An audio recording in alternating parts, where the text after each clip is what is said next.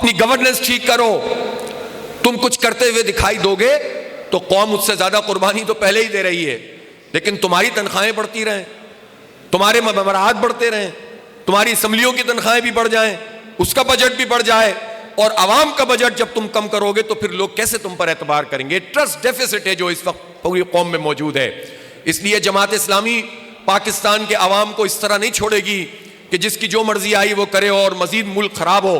ہم اسے ایک جد و جہد کی طرف لے کر جائیں گے انشاءاللہ, سیاسی پرامن مزاحمت کی طرف لے کر جائیں گے, عوام کو منظم کریں گے, گراس روٹ لیول پر جائیں گے.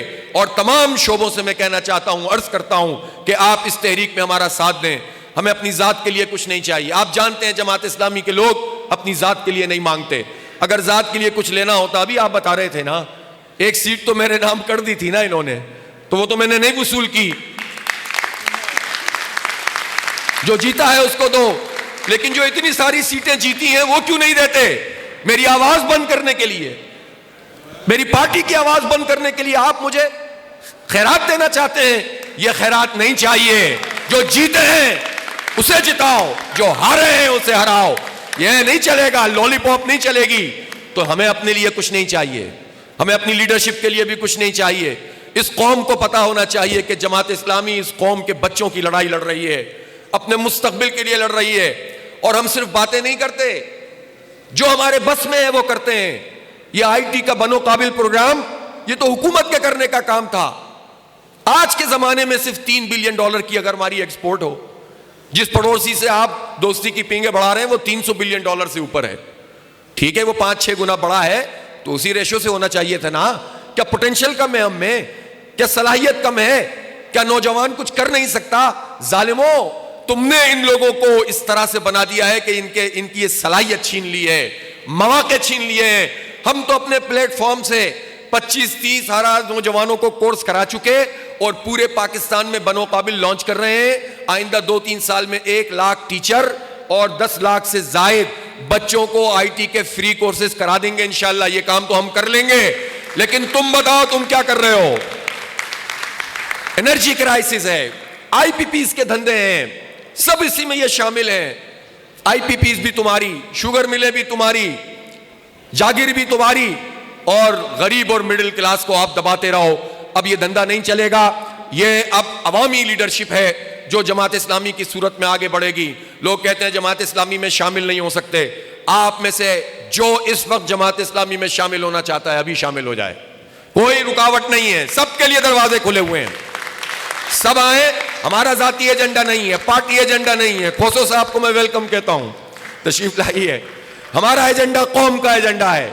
اس قوم کے ایجنڈے پر, عوام کے ایجنڈے پر آپ چلیں ہمارے ساتھ. انشاءاللہ آپ کو دنیا میں بھی عزت ملے گی, اور انشاءاللہ یہ جد و جہد دینی اسپرٹ سے کریں گے تو آخرت میں بھی آپ کو بہت کچھ ملے گا. لوگوں کی حق کی بات کرنا یہ دین کا کام ہے. ظلم کو چیلنج کرنا یہ دین کا کام ہے. یہ اللہ کی طرف سے متعین کرے کہ حق کے گواہ بنو. یا ایھا الذین آمنوا کونوا قوامین للہ شہداء بالقسط. میں نے آیت تلاوت کی تھی, حق کے لیے کھڑے ہو جاؤ اور عدل کے لیے کھڑے ہو جاؤ. تو اس کے لیے میں آپ کو دعوت دے رہا ہوں اور آپ سے یہ گزارش کر رہا ہوں کہ اس قومی ایجنڈے کے اوپر اتفاق رائے پیدا کریں. باقی باتیں بہت ساری ہیں. خود عدالتی نظام, میں چونکہ بار میں آیا ہوں تو اس میں یہ ضرور کہنا چاہتا ہوں کہ یہاں ہم بار میں آئے ہیں, اب یہ کتنے ملین مقدمات ہیں جس کا کوئی فیصلہ نہیں ہو رہا. ہمارا عدالتی نظام ڈیلیور نہیں کر رہا ہے کہ نہیں کر رہا؟ بتائیں بھائی, آپ وکیل ہیں تو کیا ہوا, ڈیلیور کر رہا ہے کہ نہیں کر رہا عدالتی نظام؟ نہیں کر رہا نا. جو بات ہے وہ بولیں. یہ تو فائز عیسیٰ صاحب نے پوچھ لیا تھا لوگوں سے, وہاں بھی لوگوں نے کہہ دیا تھا نہیں کر رہا. نہ پرفارمنس اتنی اچھی ہے, اور پھر بجائے اس کے پرفارمنس بہتر کریں آپ تقسیم پیدا کر دیں. تو بھائی اب یہ نہیں چلے گا. اب ججوں کے کمروں میں کیمرہ لگانے سے انصاف قائم نہیں ہوگا, ان کے باتھ روموں میں کیمرے لگانے سے انصاف نہیں ملے گا. اب عوام کو حق دینا پڑے گا, اب عادل کا نظام قائم کرنا پڑے گا.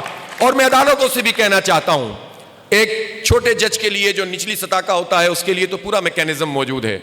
اس پر سوچنا چاہیے کہ ہائی کورٹ کے ججز کے لیے بھی ایک میکینزم بننا چاہیے. اس میں چوائس کے اوپر نہیں ہونا چاہیے کہ چند لوگوں کو کیٹیگرائز کر لیا جائے اور انہی میں سے سلیکشن ہو جائے. عدالتی نظام میں بھی اصلاح کی ضرورت ہے.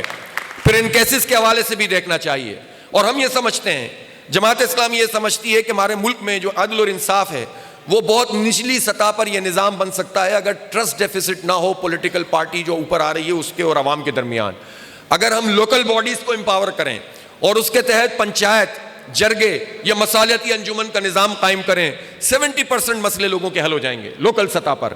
جو رہ جائے گا اس کے لیے آگے بڑھنا ہوگا. وکیلوں کو بھی قربانی دینی پڑے گی. بہت فیس لیتے ہیں بھائی آپ لوگ, بہت فیس لیتے ہیں. غریب کہاں جائے گا, کہاں جائے بیچارہ غریب. تو انصاف خریدنا پڑے تو پھر وہ انصاف تو نہ ہوا. انصاف تو ملنا چاہیے, خریدنا نہیں چاہیے. تعلیم خریدیں, انصاف خریدیں, امن خریدیں, صحت خریدیں, ٹیکس دیتے رہیں, باقی سب کچھ خرید رہے ہیں. تو یہ کیسی ریاست ہے اور کیسی ماں ہے, دیتی کچھ نہیں ہے اور لیتی سب کچھ ہے. اس لیے انصاف کا نظام قائم ہونا چاہیے. میں اس موقع پر اس وقت کا انسانیت کا جو سب سے بڑا مسئلہ ہے وہ فلسطین ہے, اور 40,000 لوگ ہمارے بچے شہید ہو چکے ہیں. اسماعیل ہنیہ کی ہمشیرہ, ان کے گھر پر اٹیک کیا, ان کی فیملی کے لوگ شہید ہوئے, ان کے 3 بچے اس سے پہلے شہید ہوئے. یہ قربانیاں دینے والی لیڈرشپ یہ ڈٹ کر کھڑی ہوئی ہے. وہ 40,000 شہادتوں کے بعد اور لاکھوں زخمیوں کے بعد اور 80% تباہ حالی کے بعد بھی ڈٹ کر کھڑے ہوئے ہیں اور دیکھ رہے ہیں امت مسلمہ کی طرف, حکمرانوں کی طرف, سپہ سالاروں کی طرف, جنریلوں کی طرف, ایٹم بموں اور میزائلوں کی طرف دیکھ رہے ہیں کہ کوئی ہے جو ہمارے لیے آواز اٹھانے والا ہو, لیکن سناٹا نظر آتا ہے. چند لوگ کام کر رہے ہیں لیکن یہ طاقت نہیں فراہم کر رہا غزہ کے لوگوں کو. اسرائیل ایک بچہ بھی نہیں مار سکتا تھا اگر اس کو یہ پتا ہوتا کہ مسلم حکمران اور مسلم ممالک اور مسلم فوجیں اس کا بدلہ لینے کے لیے آگے آئیں گی. ایک بچہ بھی ہمارا شہید نہیں. اسرائیل تو ہار چکا, حماس نے اسرائیل کو ہرا دیا, اس کی ٹیکنالوجی کو شکست دے دی, اس کی فوج کو شکست دے دی, اس کی انٹیلیجنس کو شکست دے دی. اب تو وہ غصہ ہمارے بچوں کو مار کے پورا کر رہا ہے, اور یہ طاقت اس کو عرب حکمرانوں, مسلم حکمرانوں اور ان کی فوجوں نے فراہم کی ہے. اگر وہ غیرت کا مظاہرہ کرتے تو آج ہمارے بچے اس طرح شہید نہیں ہو رہے ہوتے. اس لیے یہ موبلائزیشن بھی ضروری ہے کہ ہمارے اوپر وہ کون سے لوگ مسلط ہیں جو ہماری امت کے لیے نہیں آواز اٹھاتے اور اپنا کردار ادا نہیں کرتے. ہم غزہ کے لوگوں کے ساتھ ہیں, ان جیتے جاگتے لوگوں کے ساتھ. کہ آپ دیکھیں ایک حج ہو رہا تھا, لاکھوں لوگ کہہ رہے تھے لبیک اللہم لبیک, اور دوسری طرف آپ نے وہ ویڈیو دیکھی ہوگی کہ ملبے کے ڈھیر پر ایک بچہ اپنے بچوں کا جلوس نکال رہا ہے, غزہ کیمپوں سے نکل کر آ رہا ہے اور کہہ رہا ہے لبیک اللہم لبیک. یہ ہے حج کا صحیح پیغام کہ ظلم کے خلاف متحد ہو جاؤ, اللہ کی بندگی اختیار کر لو تو زمینی خداؤں کا انکار کر دو, ایک رنگ میں رنگ جاؤ, تقسیم ختم کر دو, سب مل کر متحد ہو جاؤ, صرف ظالموں کے خلاف ڈٹ کر کھڑے ہو, شیطان کی جتنی علامات ہیں ان سب پر کنکر پھینکو. یہ حج کا پیغام ہے.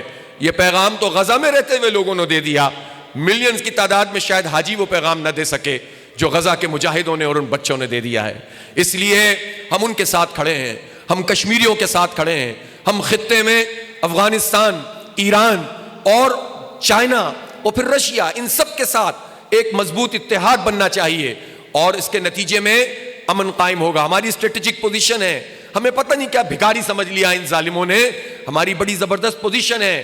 ہم عزت اور وقار سے دوستی کریں اور اپنے دشمن کا مقابلہ بھی ہمت سے کریں, قوم کو اعتماد میں لے کر کریں, تو پاکستان آج بھی مضبوط پاکستان بن سکتا ہے, مستحکم پاکستان بن سکتا ہے.